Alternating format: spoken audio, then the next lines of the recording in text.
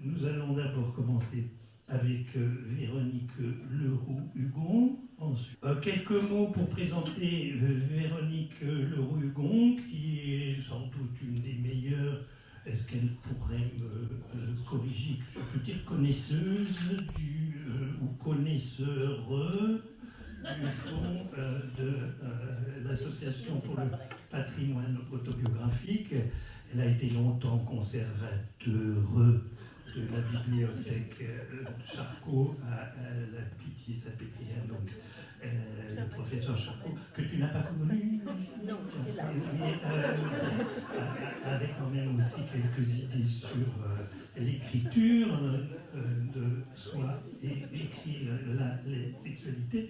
Je signale également qu'aux éditions du Mot Conduit, qui suit avec passion nos explorations de l'écriture de soi, et à partir du fond de l'association, Véronique Leroux-Hugon a réuni et présenté les lettres d'amour retrouvées.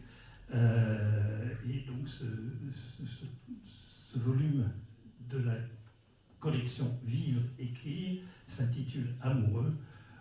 Nous sommes déjà dans le sujet. Je donne la parole à Véronique Leroux-Hugon. Merci Denis. Pour commencer, une citation extraite du dictionnaire de l'autobiographie, entrée sexualité. L'écriture de la sexualité prend un sens pour la connaissance du moi et échappe au risque de conformisme qui la guette lorsqu'elle se dépasse, se fait violence, s'arrache au moi et le révèle autant qu'il puisse être révélé dans toute sa complexité. Il me revient la lourde responsabilité de parler en premier, qui plus est d'un thème délicat à traiter. Non, il ne s'agit pas d'étudier, comme je l'ai lu, la sexualité dans les textes de l'APA. Il faudrait 3 jours de colloque au bas mot pour ne serait-ce qu'effleurer la question, mais de donner ici des exemples d'écriture de sa sexualité à travers un ensemble très large de journaux, de récits de vie.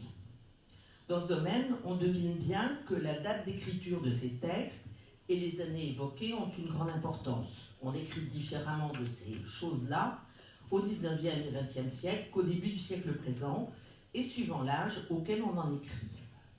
En 2008, Anne-Claire Rebriand a traité le sujet de manière magistrale dans un livre intitulé « Intimité amoureuse, France 1920-1975 », où elle passe en revue très finement plus d'une trentaine de textes déposés à l'APA. J'ai choisi d'aborder plus modestement quelques textes déposés entre 2009 et 2023. Par discrétion, je ne citerai leurs auteurs que par leurs initiales. Je vais donc tenter de vous présenter un collage de textes, une mosaïque d'extraits pour montrer la diversité de ces écritures du sexe. On parlera de femmes, d'hommes, d'homosexualité, mais pas de LGBTQ+, ni de MeToo, simplement parce que ce vocabulaire n'apparaît jamais ou que je n'ai pas su le lire. C'est par une jeune femme née en 1930 que je vais commencer, à partir de ses journaux et de ses lettres, de 1943 à 1958, déposées en 2015. Comme Violette Leduc, Blossom Margaret Douta voue un amour passionné tant à Sartre, qu'elle appelait My Beloved, qu'à Simone de Beauvoir. Ces journaux relatent sans inhibition aucune ses amours compliqués, par exemple à 17 ans, avec un intellectuel homosexuel et ivrogne, qui lui fait passer par des affres de souffrance pimentées et d'intenses moments de plaisir auxquels elle se raccroche. Bien d'autres aventures, ses lectures, Jean Genet, ses fantasmes sur Gide, révèlent une interrogation constante sur les sexualités. Je la cite, « L'homosexuel n'est-il pas plus féminin qu'une femme ? Est-ce qu'une lesbienne est plus virile qu'un hétéro ? Est-ce que plus tard je frissonnerai à ces pensées qui me font trembler d'excitation charnelle maintenant ?» Journal 1948-1949. 10 ans après, elle relate dans une lettre fleuve à Simone une aventure avec Raymond, chauffeur niçois, communiste, qui l'a prise en stop. L'unique nuit d'amour avec cet homme occupera tout son été. À partir de cet épisode, elle tente de construire un récit, comme le lui a d'ailleurs conseillé Beauvoir. Un exemple, Ce ciel de campagne était plein d'étoiles, et toutes ces étoiles augmentaient l'émotion joyeuse que j'avais. Tout était parfait. Je roulais la nuit dans un camion, ça m'excite toujours, ça me donne un plaisir enivré. Puis cet homme sympathique à côté de moi. Je passe. C'était la première fois de ma vie qu'un moment fut exactement ce que je voulais. Il commence à se caresser. Bientôt, il a dit d'une voix suffoquée, « Je n'en peux plus », et nous sommes montés dans le camion. Jamais je n'avais eu une si belle nuit d'amour. Lui me disait « Ma chérie », dans son accent de Nice. Moi, à moitié par peur de lui montrer la force de mon émotion, en lui disant en français ce que j'en sentais, moitié par la force de cette émotion même, je suis retournée à ma langue maternelle, je lui ai crié « My darling », mais j'étais un peu troublée par le fait qu'il ne comprendrait pas. Après, il m'a dit « Tu m'as tué ». Au mi-temps du XXe siècle, c'est cette fois un journal considérable, couvrant les années 1940 à 2013, avec des manques importants entre 1977 et 1983, tenu par un homme, U, né en 1923, qu'on va évoquer en deux temps. La première partie, commencée à 17 ans, correspond parfaitement au type du jeune homosexuel, catholique très pratiquant, dévoré par la culpabilité, tels ces jeunes bourgeois déchirés entre la morale chrétienne et la sexualité, pour citer à nouveau Philippe le Jeune, parlant de gide, jouant d'eau, crime. Dans les aveux sexuels qu'il fait dans son journal, U énonce par bribes les termes qui évoquent sa maladie. Supplice infernal, indignité méprisable, idée lubrique, impureté. On retrouve ici la condamnation de l'Église pour toute jouissance, a fortiori homosexuelle.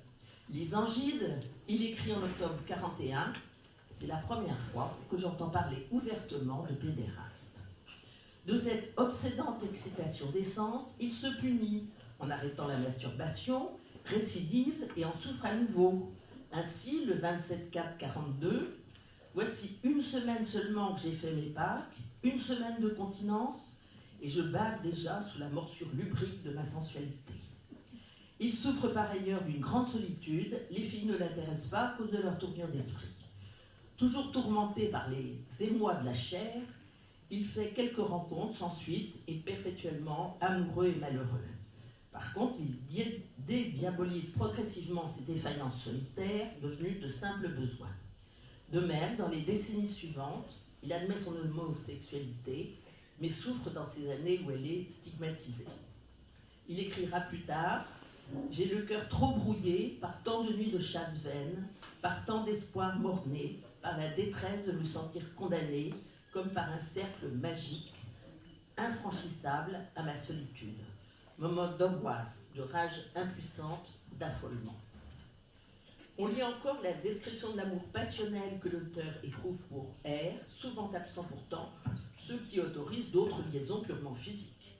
Par exemple, le 11-10-1976, « Mon désir déçu serait trop insupportable si je lui reniais les griffes et ne l'exténuais en fornication de hasard. » La description de ces ébats se fait plus précise, celle par exemple que je vous épargne très crue d'une nuit de novembre, à la fin de laquelle il conclut « Tenter hier, pour la première fois, de décrire de bout en bout, de façon aussi objective que possible, des ébats érotiques dans lesquels n'entre point en jeu l'amour-propre. » En 1976, il s'interroge aussi sur la poursuite de son journal, car trop de lacunes correspondent aux périodes les plus déterminantes et en note le déroulement continu, soit son principal intérêt.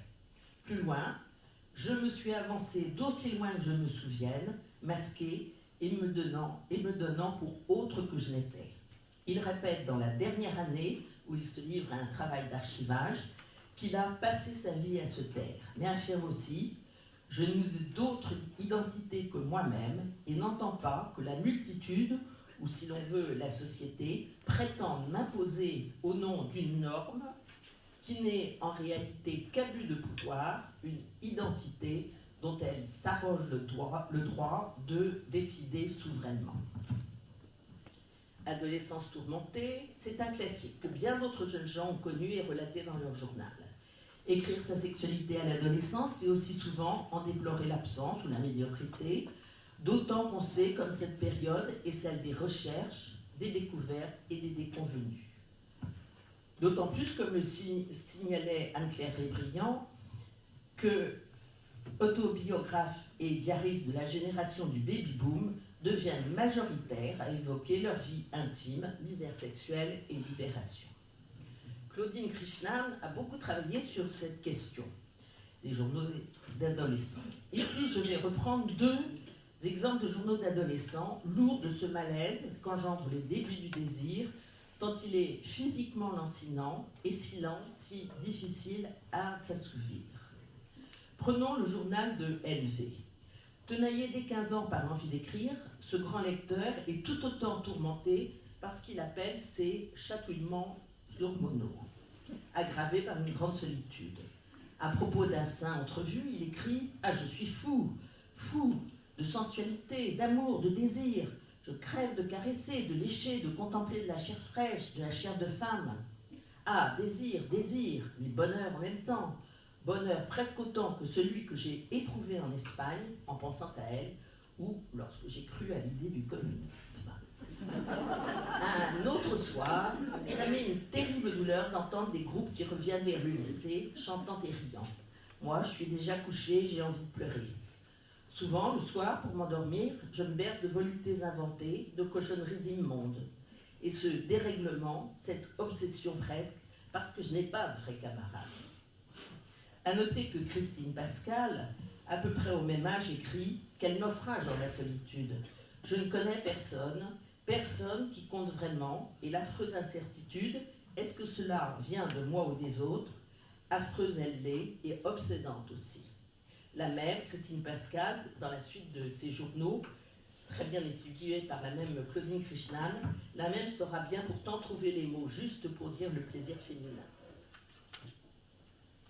Mais revenons au diariste qui décrit avec tristesse les crises d'obsession sexuelle qu'il terrasse, ce désir physique qu'il veut pourtant étudier et comprendre à longueur de page, se transformant en voyeur par défaut.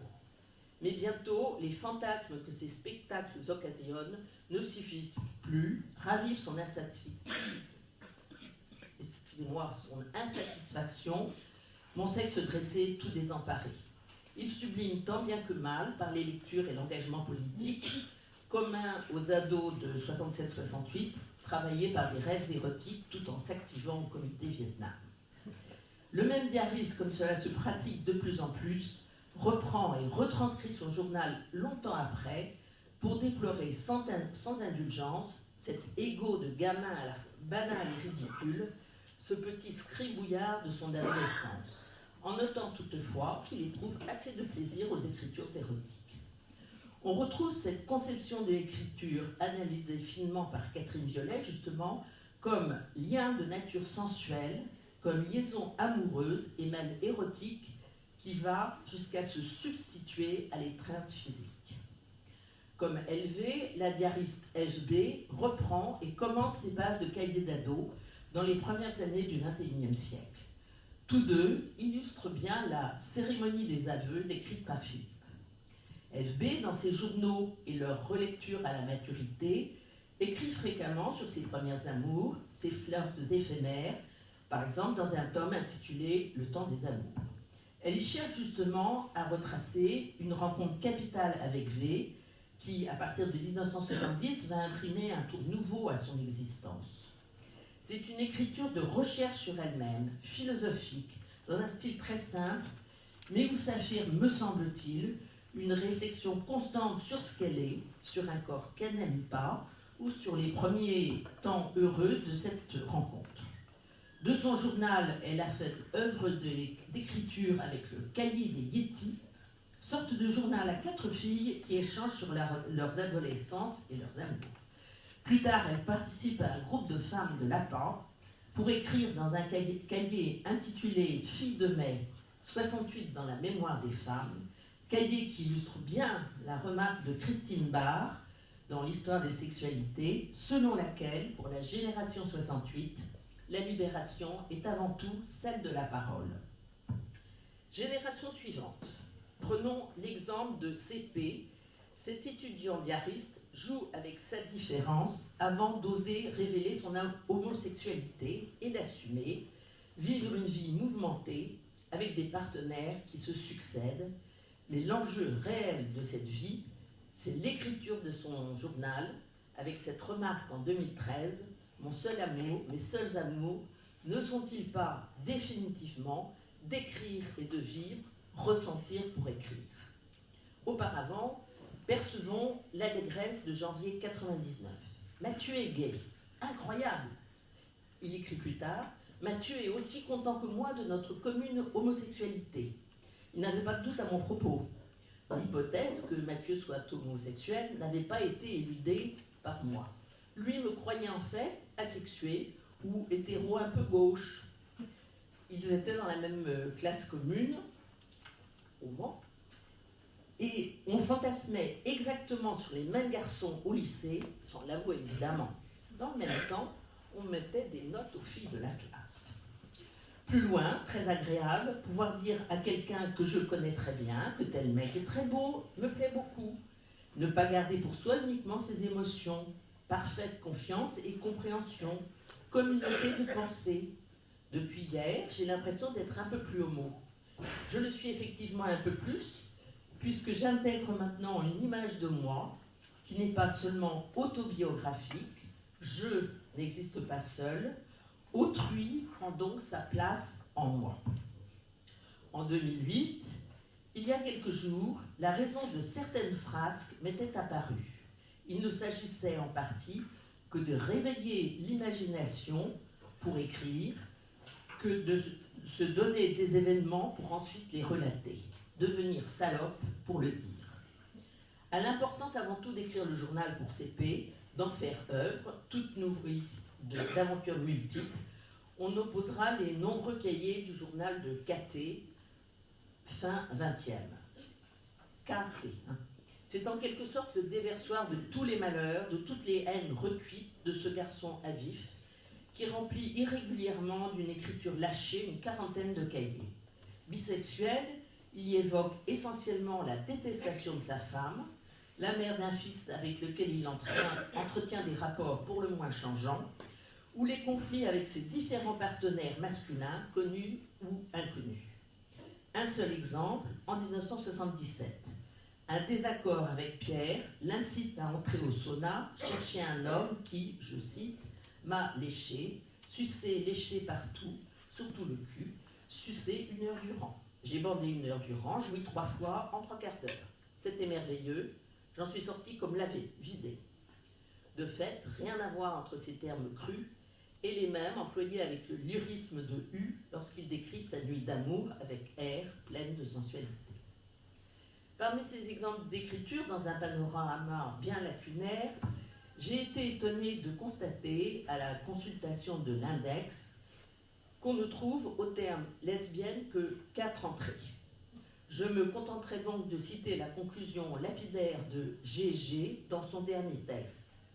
Après les événements, elle décide de partir fonder communauté avec Elsa, mon amie, mon amante, et écrit « La vraie vie, enfin m'apporter. Si je passais saluer mes parents, ô jubilation, je leur apprends que j'ai abandonné mes études, que je suis anarchiste et lesbienne, et de surcroît enceinte, et décidée à mettre au monde un enfant naturel, tout ce qu'il y a de plus naturel, car nous partons fonder une communauté agricole. » Nous terminerons sur 2 dames qui ont rompu la routine du couple dans la quarantaine et explorent le plaisir. La première, douce, titre son texte, c'est tout un programme, « Je te tendresse, 3615, code amour, et entre parenthèses, un été Minitel. » Et a recopié dans un fort volume tous les échanges avec ses amis amants rencontrés par le biais de cette ingénieuse invention des PTT. Rencontres et prénoms se succèdent. Ainsi, un monsieur 2 pratique volontiers l'échangisme. À la remarque de tous, mon corps et ma tête sont emplis de toi, tout vibre, et où est-ce que tu m'emmènes ? Ce connaisseur répond par une belle leçon sur l'érotisme. Nous nous comprenons, nous aimons l'amour et le faire. Faisons-le sans restriction. Ne commençons pas à nous créer des interdits. Il ne peut pas y en avoir entre toi et moi. La route est tracée, la route est ouverte. Nous n'avons plus qu'à nous y aventurer. Toutes les expériences nous sont offertes. Tout ce qu'un homme et une femme peuvent faire, faisons-le. Nous n'avons pas à nous juger, au contraire. Et quelques jours après, douce écrit, savourer sous ses yeux, me montrer à tous savourant avec lui faire l'amour devant tous, danser de façon indécente pour lui, afficher que je suis à lui, tout cela m'a beaucoup plu, j'avoue, écrit en majuscule, que j'ai adoré. La suite dira que l'histoire se termine un petit peu tristement. Citons en dernier un gros volume composé de correspondances à sens unique à Nicolas, racontant l'amour fou, la relation avant tout physique qui a bousillé toute la vie de NZ après 3 années magnifiques. Je vais juste citer 2 paragraphes d'une lettre de juillet 2000. Cet homme-là est corpulent et généreux. Pour grimper sur lui, c'est comme l'escalade d'une montagne.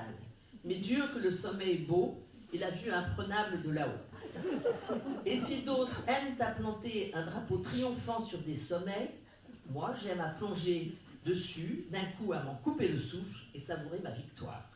Pourtant, il n'en est rien. Inconsciente ou confiante, j'ai enserré dans le haut de mes cuisses un volcan qui vibre, gronde et se réveille d'un coup. La lave qui jaillit soudain m'étonne. Cette fontaine salée et tiède et saura apaiser pour quelques instants de répit les braises de mon pont-levis. Mais le dernier soubresaut appelle un sursaut et le foyer encore chaud se tait dans son antre et attend son moment. Redescendons de ces hauteurs pour conclure sur un conseil, allez voir le blog de Lapa sur la sexualité. Souhaitant plus sérieusement évoquer l'exposition de la chose sexuelle dans l'écriture de soi, j'ai bien conscience de n'avoir cité qu'un nombre infime de textes en faisant des impasses, mais m'en dédouanerai en disant que j'ai tenté d'ouvrir une piste. Je vous remercie.